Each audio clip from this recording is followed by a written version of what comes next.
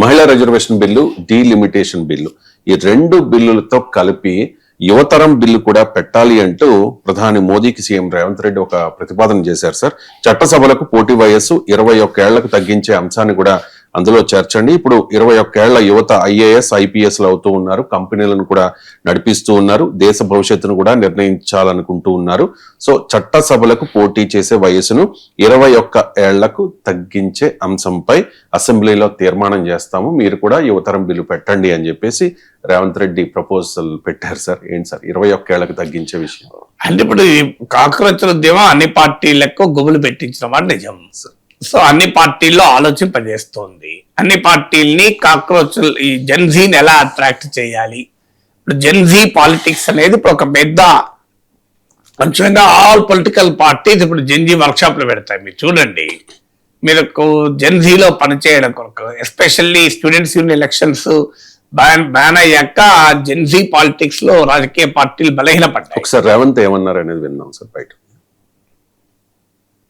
ఇక్కడికి వచ్చిన చాలా మందికి మొదటిసారి ఓటు హక్కు 18 ఏళ్లు నిండంగానే వస్తుందంటే ఆనాటి ప్రధానమంత్రి స్వర్గీయ రాజీవ్ గాంధీ గారు రాజ్యాంగ సవరణ చేసి ఈ రోజు ఆ ఓటు హక్కు ఇచ్చిండు. చట్టసభలు ప్రధానంగా ఈ దేశంలో స్థానిక సంస్థలు, శాసనసభ, లోక్సభ, ఈ 3 ప్రధానమైన ఎన్నికల చట్టసభలు. ప్రధానమంత్రి పివి నరసింహారావు గారి పక్కనే ఉన్నారు. రాజీవ్ గాంధీ ఓటు హక్కు ఇస్తే రాజ్యాంగాన్ని 73, 74వ సవరణ ద్వారా స్థానిక సంస్థలలో జిల్లా పరిషత్ చైర్మన్ గా, పెద్ద పెద్ద నగరాలకు మేయర్లుగా 21 సంవత్సరాల వయసులోనే మేయర్లుగా, జిల్లా పరిషత్ చైర్మన్లుగా ఎన్నిక కావడానికి 21 సంవత్సరాలు పూర్తి చేసుకున్న యువతి యువకులకు అవకాశం ఇచ్చిండ్రు. అట్లనే ఒక కమ్యూనిటీ సోదరిమని త్రివేంద్రం మేయర్ అయింది 21 సంవత్సరాలు. ఇవాళ ఇంకా కొన్ని అంశాలను మీతో పంచుకోదలుచుకున్న యువమిత్రులతో. ఈనాడు IAS, IPS, IFS, civil services దేనికైనా 21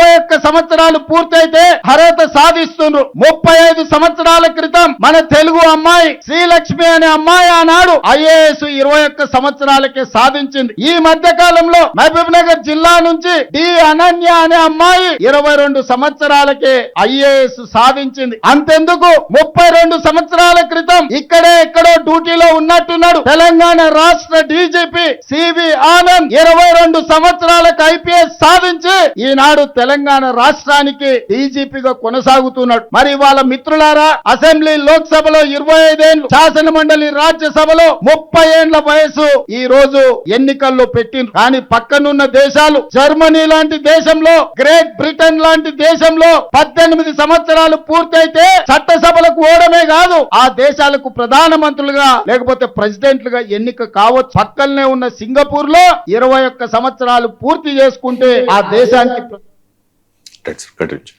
అంటే వాస్తవం మీకు ఇప్పుడు రేవంత్ రెడ్డి చెప్పిన ఆర్గ్యుమెంట్స్, ఇంటర్నేషనల్ ఎగ్జాంపుల్స్ ఇచ్చారు. మీకు IAS కాగలుగుతున్నారు, మేయర్ కాగలుగుతున్నారు. ఇప్పుడు తిరువనంతపురం మేయర్ గా student federation of India SFI నాయకురాలు CPM మేయర్ గా అయ్యారు. మీకు ఆమె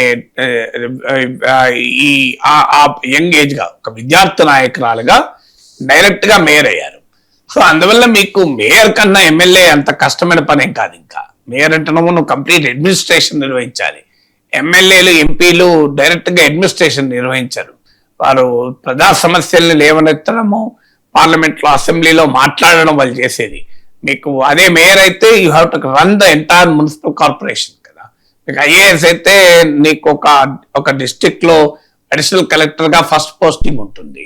అందువల్ల ఇప్పుడు అవేర్నెస్ మారిపోతుంది, నాలెడ్జ్ మారిపోతుంది, మీకు తెలివి పెరుగుతుంది, మీకు ఎక్స్పోజర్ అవకాశాలు మారిపోతున్నది, ఆపర్చునిటీస్ మారిపోతున్నది. బట్ యంగర్ జనరేషన్కి ఇవ్వడం మంచిది. కానీ ఆ సమస్య ఏంటంటే నిజంగా యూత్ను మన రాజకీయ వ్యవస్థ రాణిస్తుందా? మళ్ళీ ఎవరు మన నాయకుల కొడుకులు, మనమల్లో, మనవరాళ్ళు వీళ్ళే కదా వచ్చేది అనే క్వశ్చన్ అయితే ఉత్పన్నం అవుతుంది. మీకు నిజంగా ఇవాళ యూత్ అంటే ఎవరు?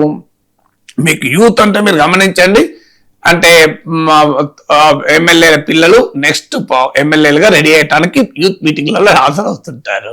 సో ముఖ్యమంత్రుల పిల్లలు, మీకు మంత్రుల పిల్లలు వీళ్ళే అవుతున్నారు కదా. నిజంగా యూత్కి అవకాశం రావాలంటే మీరు స్టూడెంట్ పాలిటిక్స్ అనేది కీలకం. విద్యార్థి సంఘాలకు ఎన్నికలు లేవు, ఇప్పుడు మన రాష్ట్రాల్లో కూడా ఎన్నికలు లేవు. ఇప్పుడు ఈ ప్రభుత్వం పెడతానంటోంది. విద్యార్థి సంఘాలకు ఎన్నికలు లేకుండా డెమోక్రటిక్ ప్రాక్టీసెస్ ఎక్కడ అలవాటు అవుతాయి? సో విద్యార్థి సంఘాల ఎన్నికల వల్ల కొన్ని ఇబ్బందులు ఉండొచ్చు, లేవని అంటలేను. వాటిని ఎలా అధిగమించాలనేది ఒక అంశం అయితే అసలు ఎలక్షన్స్ లేకుండా ఉండడం అనేది ఒక అంశం కాదు కదా.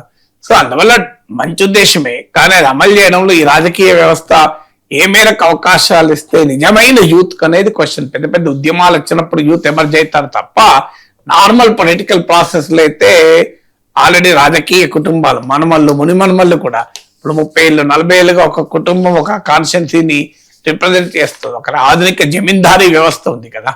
సో మీకు రేవంత్ రెడ్డి అడుగుతారు, ఎందుకంటే ఆయన చాలా యంగేజ్ లోనే రాజకీయాల్లో ఎంటర్ అయ్యారు, యంగేజ్ లోనే సీఎం అయ్యారు.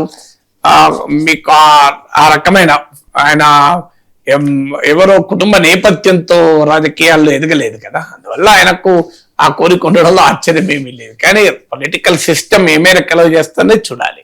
కానీ ఖచ్చితంగా అన్ని రాజకీయ పార్టీలకైతే జెన్జీ షాక్ తగిలింది అయితే నిజం.